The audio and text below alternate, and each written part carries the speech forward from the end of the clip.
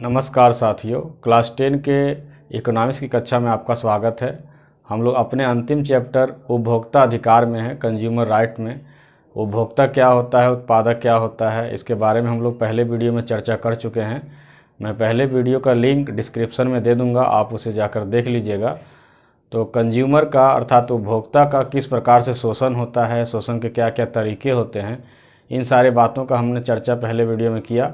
उपभोक्ता आंदोलन की शुरुआत 1960 के दशक में हुई, 70 के दशक में जोर पकड़ा और 80 के दशक में कानून बना।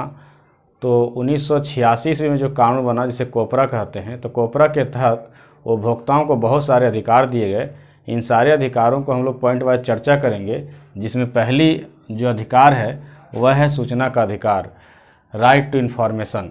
प्रत्येक उपभोक्ता को ये पूरा अधिकार है कि वो प्रोडक्ट के बारे में, जो वस्तु खरीद रहा है, उसका निर्माण की तिथि क्या है, उसका एक्सपायरी डेट क्या है, उसमें कौन कौन से तत्व मिलाए गए हैं, उसके उपयोग कैसे किए जा सकते हैं, इन सारे बातों की सूचना को प्राप्त करना प्रत्येक उपभोक्ता का अधिकार है। उपभोक्ता का दूसरा सबसे महत्वपूर्ण अधिकार है सुरक्षा का अधिकार। उपभोक्ता जिस सेवा या जिस वस्तु का उपयोग करता है, यूज करता है, उससे उसकी पूरी सिक्योरिटी मिलना चाहिए। जैसे कि मान लीजिए कोई गोरा होने का क्रीम का यूज करता है, तो ऐसा नहीं कि गोरा होने के चक्कर में उसे मुहासे आ जाएं, कोई दूसरी बीमारी हो जाए, चर्म रोग हो जाए। तो इस तरह से अगर कुछ होता है तो उसे क्षतिपूर्ति मिलना चाहिए।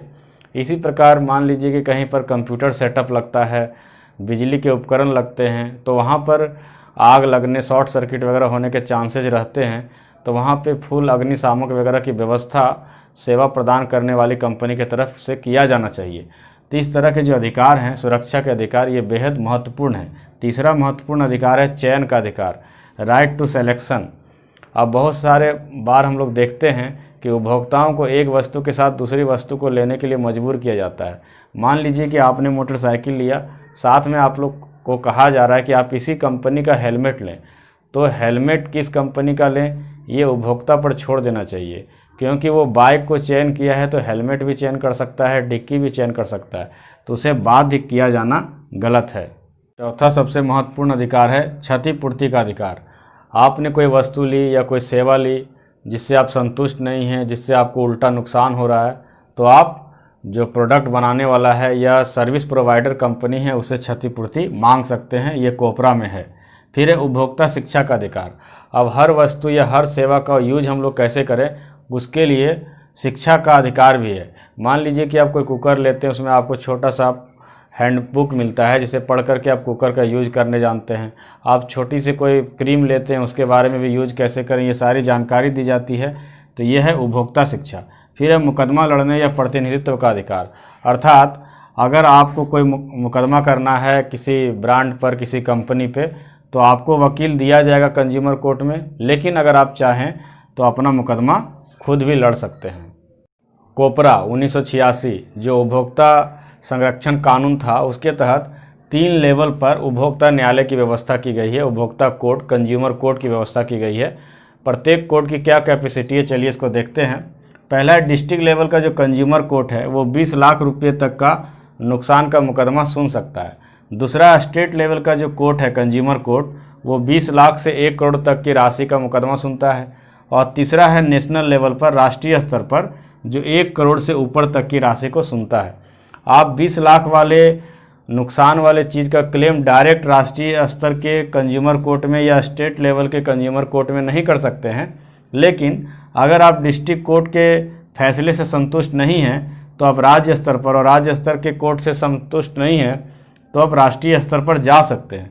तो उपभोक्ताओं को न्याय दिलाने का काम केवल कंज्यूमर कोर्ट ही नहीं कर रहे हैं, बल्कि बहुत सारे एनजीओ जानते होंगे, नॉन गवर्नमेंटल ऑर्गेनाइजेशन जो है, स्वयंसेवी संगठन हैं, वो उपभोक्ताओं में जागरूकता, प्रशिक्षण और वित्तीय सहायता प्रदान करते हैं। और उपभोक्ता आंदोलन को, उपभोक्ता के अधिकार को बुलंद करने में इनकी भी भूमिका अहम है।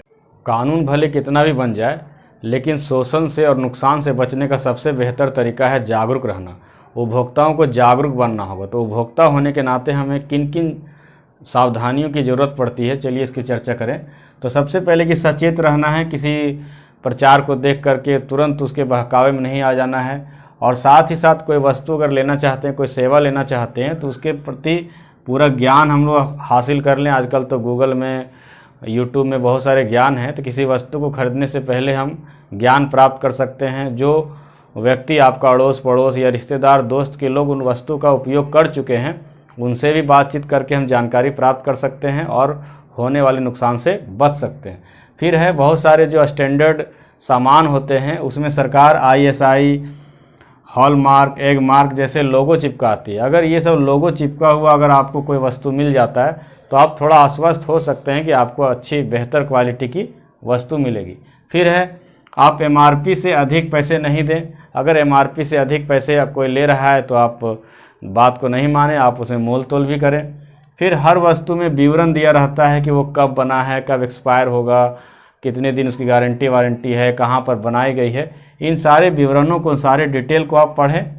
फिर गारंटी वारंटी की रसीद भी ले लें। अगर आप रसीद नहीं लीजिएगा तो फिर आप गारंटी वारंटी का क्लेम नहीं कर सकते हैं। फिर पक्की रसीद लें, ताकि भविष्य में अगर कोई ज़्यादा नुकसान हो और आप कंज्यूमर कोर्ट जाना चाहें तो अगर आपके पास पक्की रसीद नहीं होगी, कच्ची रसीद देते हैं लोग, जिससे दो तरह का नुकसान होता है कि सरकार को टैक्स भी नहीं पहुंचता है और आप अगर कभी केस करने के मूड में होते हैं तो आपका केस पक्का नहीं होता है।